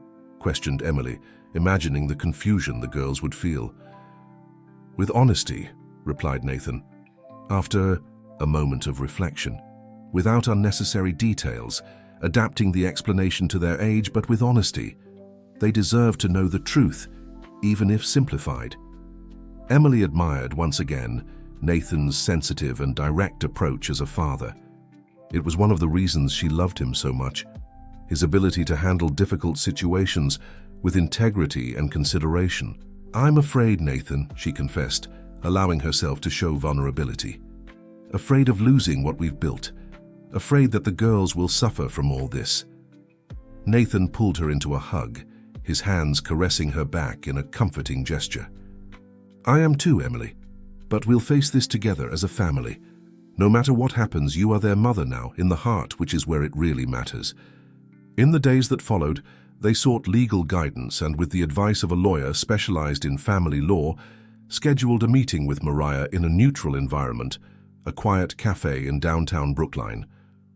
Emily insisted on being present, a decision that Nathan fully supported. We are a family now, he said. What affects the girls affects all of us. The day of the meeting came faster than they would have liked. The girls stayed with Mrs. Elaine, Emily's mother, who had become a present and loving grandmother, despite the unusual circumstances. She and Mr. Anthony had accepted the situation with an adaptability that surprised Emily, a testament to how love for their newly discovered granddaughters overcame any initial strangeness. Emily felt her stomach turn as she and Nathan waited. At the cafe, a table for three reserved in a discreet corner. She had no idea what Mariah would be like, what kind of person had chosen to abandon three small children who needed her. When the cafe door opened and a woman entered, Emily knew immediately it was her. There was something in her posture, in the way she looked around searching for them, that confirmed her identity even before any introduction. Mariah was taller than Emily had imagined, with dark hair tied in an elegant bun. She dressed with a distinct European style, evidence of her years in Ireland. Her face, although beautiful, seemed tired, with expression lines that suggested more age than her probable 30-something years. Nathan stood up when he saw her, a mixture of emotions crossing his face. Mariah, he said, with a controlled voice, neither hostile nor welcoming, just polite. Mariah approached the table, her eyes lingering on Emily with evident curiosity. Nathan, she replied before turning her attention to Emily. And you must be Emily Bennett, she introduced herself, extending her hand formally. Nathan's partner and the girl's mother. There was a moment of tension when Emily declared herself as the triplets' mother.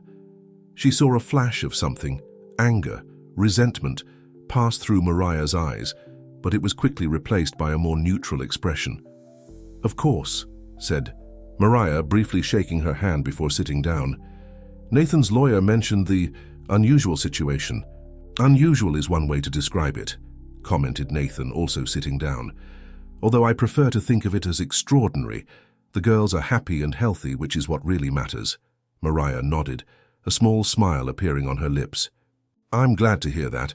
They were always special children." "Yes, they are," agreed Emily, unable to contain a touch of protection in her voice.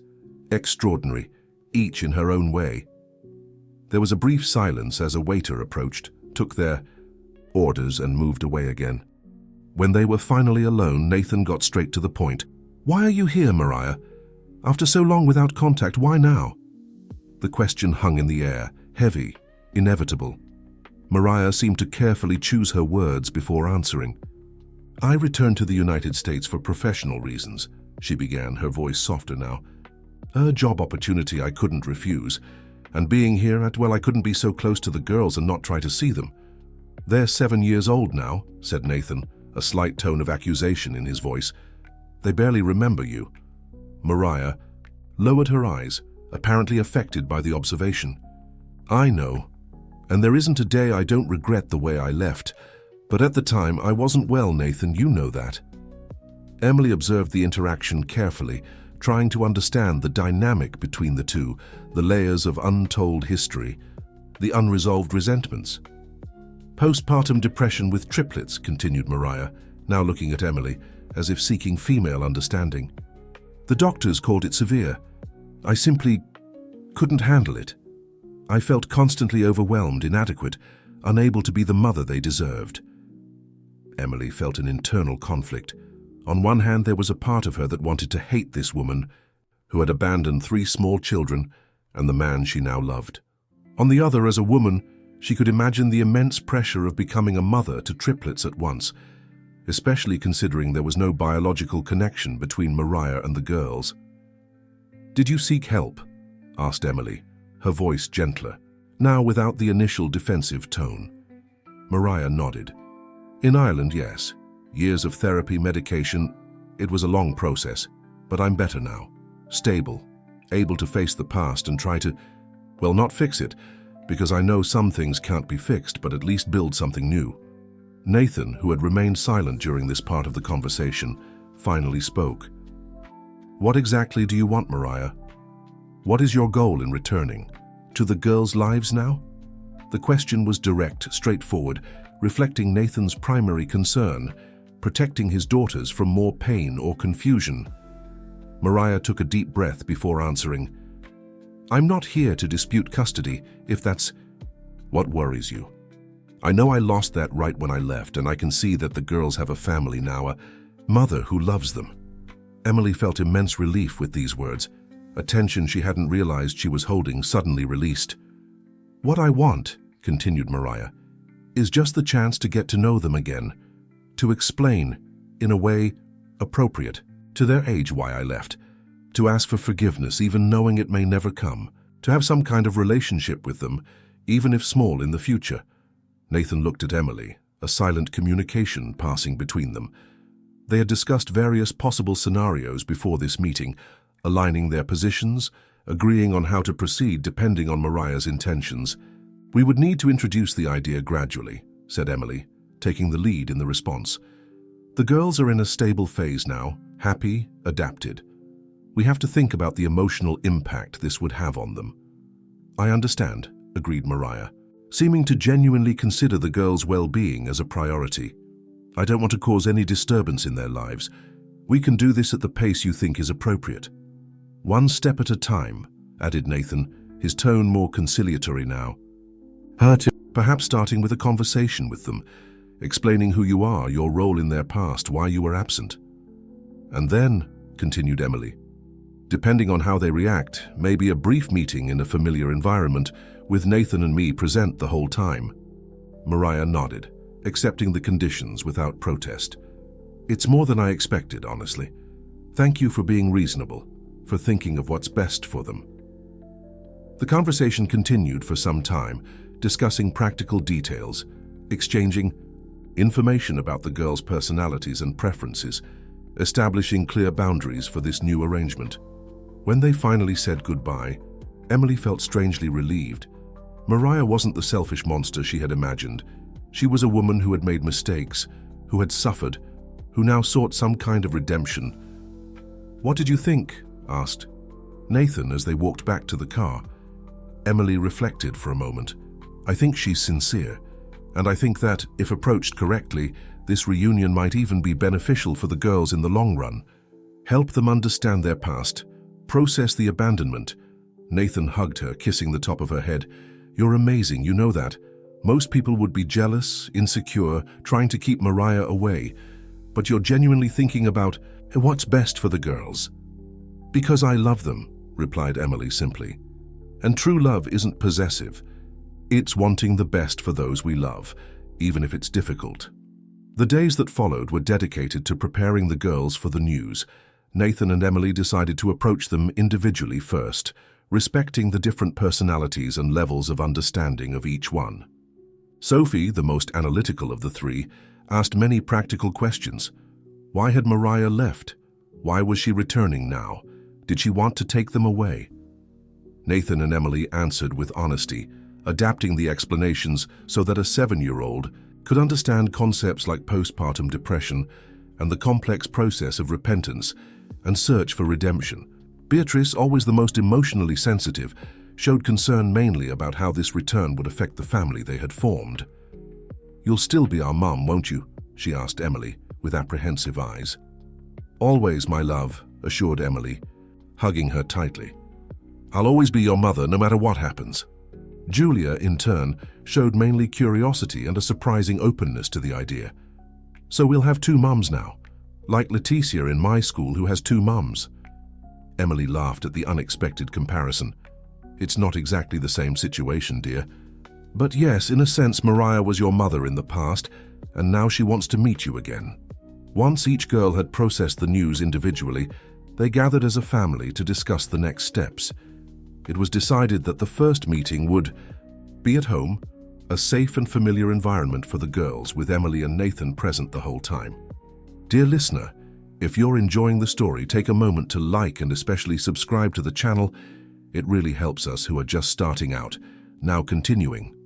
The day of the meeting arrived, bringing with it a mixture of anxiety and expectation.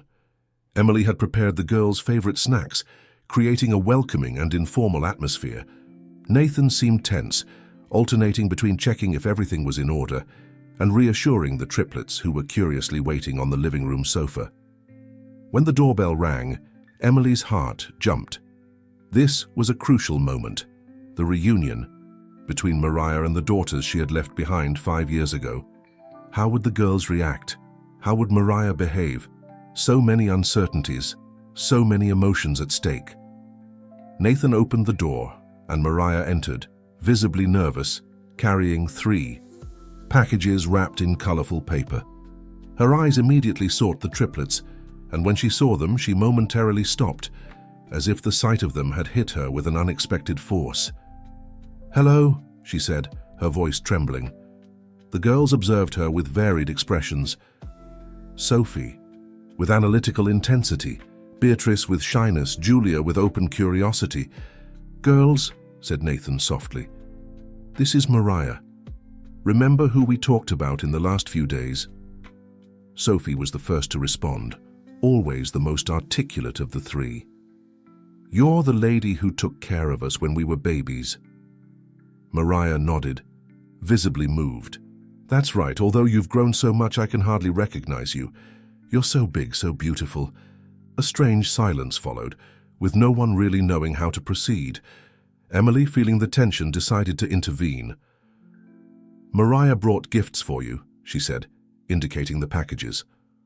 "Why don't you show her your favorite toys while we prepare a snack?" Julia, always the most extroverted, was the first to accept the suggestion. "Want to see my shell collection? I picked them all at the beach." The ice was broken. Gradually, the girls began to interact with Mariah, showing their toys, their drawings, their small childish treasures. Mariah responded with genuine interest, clearly moved by this reunion but respecting the space and rhythm of the children. Emily observed everything from the kitchen, one eye on the snacks she was preparing, the other on the interaction in the living room. There was a strange mixture of emotions inside her. A slight pang of jealousy, yes, but mainly relief to see that the girls were handling the situation well. that Mariah was being genuine and respectful. "Is everything okay?" asked Nathan, joining her in the kitchen. Emily smiled, nodding. Better than expected, actually. They seemed curious, open. "It's thanks to you," he said, hugging her from behind as she arranged sandwiches on a plate. "The way you prepared them, how you created a safe environment for this meeting. You're an amazing mother, Emily." The words warmed her heart. This was what she loved most about Nathan, his ability to see and value her efforts, to make her feel secure even in potentially challenging situations. The rest of the visit went without major dramas. Mariah remained respectful of the established boundaries, didn't make grandiose promises, didn't try to force intimacy. When it came time to leave, the girls seemed comfortable with her, although still clearly more connected with Emily and Nathan. "May I come back to visit you again?" asked Mariah at the door, addressing both the girls and the adults. Nathan looked at Emily, who nodded subtly. "Of course," he replied. "Maybe next weekend we could have a picnic in the park." "I'd love that," agreed Mariah, genuinely grateful for the opportunity. After her departure, they all gathered in the living room, Nathan and Emily, allowing the girls to process the meeting, express their feelings, ask questions.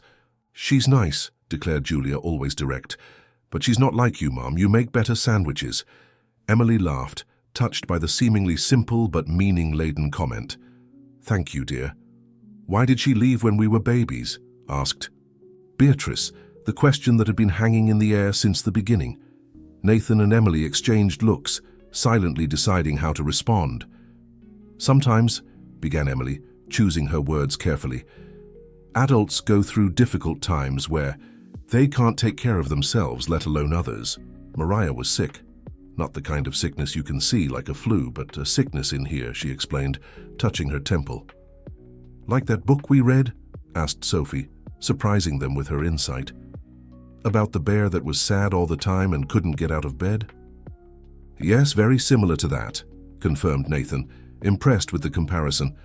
"Mariah was very sad, very confused, and thought you would be better off with just Dad." "But now she's better?" questioned Julia. "Yes, she's better now," replied Emily, honestly. "And she wants to get to know you, to know how you've grown, to be a friend." "Is she still our mother?" asked Beatrice, her voice small, almost a whisper. Emily felt her heart tighten with the question. Nathan held her hand, giving her strength to answer. "Mariah was the person who helped take care of you when you were babies," explained Emily gently. "And that's important. It's part of your story. But family isn't just about who brought us into the world or cared for us at the beginning. It's about who is present, who loves, who cares every day." "Like you," said Sophie, with a certainty beyond her years. "Yes, like me," confirmed Emily. "Moved. And like Dad and the grandparents and everyone who loves you." "So can we have two moms?" asked Julia, still processing the situation in her direct manner. Nathan intervened, feeling that Emily was emotionally overwhelmed. "You can have as many people who love you as possible, Princess. There's never a limit to love or family. But remember that Emily is the one who's here every day, who takes care of you when you're sick, who helps with homework, who kisses you. Good night. She's your mother in all the ways that matter." The girls seemed satisfied with this explanation, each processing it in her own way, according to her age and personality. The rest of the day went on normally. Dinner, bath, bedtime stories. The family routine they had established, which provided security and stability to the children. When the girls were finally asleep, Emily and Nathan sat on the small balcony of the apartment, sharing a glass of wine, discussing the events of the day. "You were amazing," said Nathan, admiration evident in his voice. "The way you handled everything, how you put the girls' needs first, even when it must have been difficult for you." Emily looked at the stars, reflecting on the day. "You know, what I realized today? That I'm not afraid of Mariah, not really. At first I was terrified of the idea of her coming back, of trying to reclaim her place in the girls' lives. But seeing her today, interacting with them, it became clear to me that the bonds I've built with Sophie, Beatrice, and Julia are too strong to be threatened." Nathan smiled, taking her hand. "They love you deeply, Emily. For them, your mom, simple as that." "And I love them," replied Emily, feeling the truth of these words resonate in every fiber of her being. More than I ever imagined it was possible to love someone. "And what about me?" joked Nathan, pretending to be offended. "No love left for poor Dad?" Emily laughed, leaning in to kiss him. "For you, Professor Mitchell, I have a completely different type of love." The kiss that followed was deep, laden with all the emotion of the day, all the relief, all the gratitude they felt for each other, for having found, through such unusual circumstances, the way back to each other. In the weeks that followed, a new pattern was established. Mariah visited the girls once a week, always respecting the boundaries established by Nathan and Emily, always conscious of her secondary role in her daughters' lives. Gradually, the triplets began to feel comfortable with her, to include her in conversations, to share small events from their lives. For Emily, Mariah's presence, although initially uncomfortable, ended up being a positive addition to the family dynamic. It was a constant reminder that family could be complicated, imperfect, but still full of possibilities for healing and growth. The construction of the house advanced at a good pace. Each week, new progress was visible. Walls raised, roof placed, windows installed. Visits to the construction site became a family ritual. The girls loved to see their future home taking shape, imagining what life would be like in that new space. "When can we move in?" asked Julia almost daily, her characteristic impatience. "Soon, Princess," replied Emily, although soon was a relative concept when it came to construction in the United States. But finally, after months of intense work, the house was ready. Not completely finished in every detail, but habitable, welcoming, ready to receive the family that had waited so long for it. Moving day was chaotic, as expected. Boxes piled up, furniture being positioned, last-minute decisions about where to put this or that. The girls ran from one side to the other, too excited to be really useful, but bringing contagious energy to the process. When night finally fell and most of the essential boxes had been unpacked, the family gathered in the living room. Their first dinner in the new house, ordered by phone from a local pizzeria, eaten on mismatched plates over boxes improvised. As a table. "A toast," proposed Nathan, raising his glass of soda. The wine was still in some unidentified box. "To our new house, and to the family we are." "To our house," repeated the girls enthusiastically, clinking their glasses with so much energy they almost spilled the contents. Emily looked around at the freshly painted walls, at the spaces she had designed with such care, at the three smiling girls and the man she loved. She felt a wave of gratitude so intense it almost choked her. "To our family," she added, raising her own glass. "To the strange and unexpected paths that brought us here." Later, when the girls had finally fallen asleep in their new rooms, too tired from the excitement of the day to complain about sleeping among boxes, Emily and Nathan found themselves alone on the house's porch, observing the garden still, to be finished, the starry sky above them. "We did it," said Nathan, pulling her close. "Our house, our family, our home." Emily smiled, leaning back against him, feeling the familiar warmth of his body. "Who would have thought? A year ago, I was planning a wedding with another man, for all the wrong reasons. And now, encouraged Nathan, when she left the sentence hanging. "Now I'm exactly where I should be," completed Emily, turning to look into his eyes. "With the man I never stopped loving. With 3 daughters who are the greatest blessing I've ever received, in a house we built together. It's more than I ever dreamed of having." Nathan kissed her softly, his lips finding hers with the familiarity of someone who knows every curve, every smile, every sigh. "You know what would make everything perfect?" he asked when they pulled apart. "What?" questioned Emily, curious about the sparkle she saw in his eyes. Nathan moved away slightly, just enough to reach into his pocket. From there, he pulled out a small box of dark blue velvet. "Nathan," murmured Emily, her heart racing as she realized what was about to happen. "Emily Bennett," he began, kneeling before her on the porch of their new house. "8 years ago, when we separated, I thought I had lost the love of my life. By circumstances I can only call magical, fate brought us together again, giving us not only a second chance with each other, but also 3 wonderful reasons to be together. You're the mother of my daughters, the woman I love, the person with whom I want to build the rest of my life. Would you do me the honor of becoming my wife?" Emily felt tears streaming down her face as Nathan opened the small box, revealing a simple but elegant ring, a sapphire surrounded by small diamonds. Exactly the type of jewelry she preferred, nothing ostentatious but meaningful and beautiful. "Yes," she replied without hesitation. 1,000 times yes. Nathan slid the ring onto her finger, standing up to kiss her deeply. It was a kiss of promise, of commitment, of a future they had chosen to build together. A small noise behind them made them separate. Turning, they saw the triplets at the porch door in their matching pajamas, looking at them with expressions ranging from sleepiness to curiosity. "What happened?" asked Sophie, always the most observant. "Mom is crying." "They're happy tears, dear," assured Emily, wiping her face. "Come here, we have news for you." The girls approached, still half sleepy, but intrigued by what seemed to be an important moment. "Dad just asked me to marry him," explained Emily, showing the ring on her finger. "And I said yes." The reactions were immediate and enthusiastic. Julia jumped with joy. Sophie clapped her hands, and Beatrice, always the most emotional, hugged Emily tightly. "Does that mean you'll be our mom forever?" asked Beatrice, looking at Emily with hopeful eyes.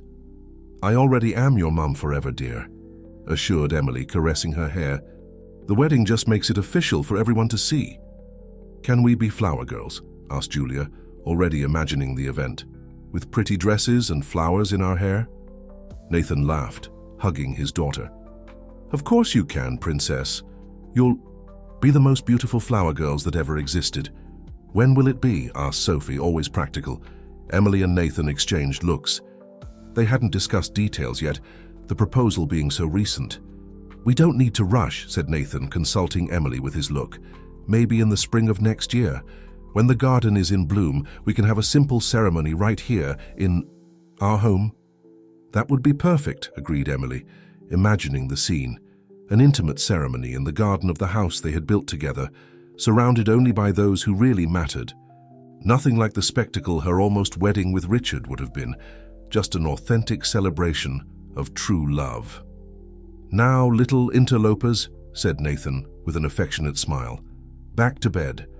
Tomorrow we have a lot of work to turn this house into a home." The girls protested weakly, but the excitement of the day finally caught up with them, and soon they were being tucked back into their beds, each receiving goodnight kisses from both parents. When they were finally alone again, Emily and Nathan returned to the porch, arms intertwined, hearts full. "I think I did everything backward," reflected Emily with a smile. "Normally people get married first, then have children, then build a house together." "Since when are we normal?" joked Nathan, kissing her temple. "Our story has always been extraordinary from the beginning." Emily nodded, looking at the ring on her finger, feeling its comfortable weight, the symbolism of the commitment it represented. "You know what surprises me the most? The fact that it all started with a wedding invitation sent out of revenge." "Fate has an interesting sense of humor," agreed Nathan. "You invited me to humiliate me, to show how better off you were without me, and you ended up discovering the opposite. That I never got over you," completed Emily, turning to face him. "That despite all my efforts to move on, to build a life that would impress everyone, my heart never really stopped being yours." Nathan pulled her closer, his eyes reflecting all the love he felt. "And now, Emily Bennett, you have a whole future. Head, a future we'll build together one day at a time. With 3 very enthusiastic little helpers," she added, laughing. "With 3 little helpers," agreed Nathan, before kissing her under the starry sky of their new house, their new beginning, their true chance at happiness. Spring arrived, bringing with it the day they had been waiting for months. The garden of the house was in full bloom, exactly as they had planned. White and pink roses adorned a small improvised altar, white chairs arranged in a semicircle, lanterns hanging from the trees for when the sun set. It was a small, intimate wedding, just family and close friends, exactly as Emily and Nathan wanted. Nothing like the social spectacle the wedding with Richard would have been, just an authentic celebration of true love. Emily was getting ready in the master bedroom, helped by Lisa and Mrs. Elaine. Her dress was simple, elegant, a soft shade of ivory that enhanced her skin. No elaborate veils or exaggerated trains, just her in her most authentic form, preparing to officially unite with the man she loved. "Are you nervous?" asked Lisa, adjusting the small bouquet of wildflowers that Emily would carry. "No," replied Emily with a serene smile. "Strangely, I'm not. It's like I'm just formalizing something that has been real for a long time." Mrs. Elaine approached, tears in her eyes, adjusting a strand of her daughter's hair. "You're radiant, Emily. I've never seen you so happy." "Because I've never been so happy, Mom," confirmed Emily, hugging her mother with affection. "I found my place in the world, my true family." A soft knock on the door interrupted the moment. It was Sophie, Beatrice, and Julia, beautiful in their flower girl dresses, small flowers interwoven in their hair. "Can we come in?" asked Sophie, always the most polite of the three. "Of course you can, my little ones," replied Emily, opening her arms to receive them. The girls entered, their eyes lighting up as they saw Emily in her wedding dress. "You're so beautiful, Mum," exclaimed Julia, always expressive. "Like a princess," added Beatrice, her romantic nature evident. "Dad is going to be speechless," declared Sophie, with the certainty of someone who knew her father well. Emily hugged all three, her heart overflowing with love. These three girls who had entered her life so unexpectedly had become her world, her greatest joy, her purpose. "We brought something for you," said Beatrice, shyly extending a small box. Emily opened it, finding inside a delicate braided bracelet made with colored threads. "We made it at school," explained Sophie. "It's a friendship bracelet, but it's also a family bracelet. For good luck," completed Julia. "The teacher said brides need something blue, something new, something borrowed, and something old. This is the new part." Emily felt tears forming in her eyes as she placed the bracelet on her wrist. "It's perfect, my little ones, and it means more to me than any expensive jewelry could." Another knock on the door. This time it was Mr. Anthony, impeccable in his suit, coming to fetch his daughter to lead her to the altar. "It's time, my daughter," he said, emotion evident in his normally controlled voice. "Everyone is waiting." Emily took a deep breath, looking at herself one last time in the mirror. She was no longer the woman who, a year ago, had prepared for a wedding motivated by pride and appearances. She was someone more authentic, more complete, someone who had finally found the true meaning of family and love. "I'm ready," she declared, picking up the bouquet and adjusting the bracelet made with such care by her daughters. The ceremony was simple, moving exactly as they had planned. The triplets walked ahead, scattering rose petals, followed by Emily, led by her father. When she saw Nathan waiting for her under the improvised altar, her heart jumped. Even after all these months together, he still had the power to make her feel like the young architecture student who had fallen hopelessly in love with the history professor. The vows were personal, written by themselves. Nathan spoke about second chances, about the fate that had brought them together through extraordinary circumstances, about the love that had never really died, only slumbered, waiting for the right moment to bloom again. Emily spoke about family, about how she had found her true home not in the walls and ceilings she had designed as an architect, but in the hearts of the four people before her. She spoke about gratitude for the wedding invitation sent out of revenge that had ended up completely changing her life, leading her to the path she should have always followed. When they were finally declared husband and wife, and Nathan kissed her under the emotional applause of the guests, Emily felt as if a perfect circle had closed. The path had been long, full of unexpected detours, but they were finally where they should be. The celebration that followed was lively, relaxed. Delicious food, good music, conversations flowing naturally among the guests. Emily observed, hand in hand with her now husband. The triplets running through the garden with other children, their flower girl dresses already slightly wrinkled, flowers beginning to come loose from their hair. "Happy?" asked Nathan, following her gaze. "More than I ever thought possible," replied Emily, leaning against him, feeling the familiar warmth of his body, the constant support he had become in her life. Among the guests, she saw Mariah, who had been included in the celebration after much reflection. In the months that followed her return, she had proven herself a positive presence in the girls' lives, not a mother in the traditional sense, but a kind of aunt, an additional female figure who loved and supported them in her own way. Her presence at the wedding symbolized the non-traditional but deeply loving family they had built. "You know what I admire most about you?" asked Nathan, pulling her closer. "Your ability to transform what could have been a tragedy into something beautiful. A cancelled wedding, a shocking revelation about 3 children you didn't know existed. In the hands of someone else, this could have been devastating. But you transformed everything into a story of love, of family, of new beginnings."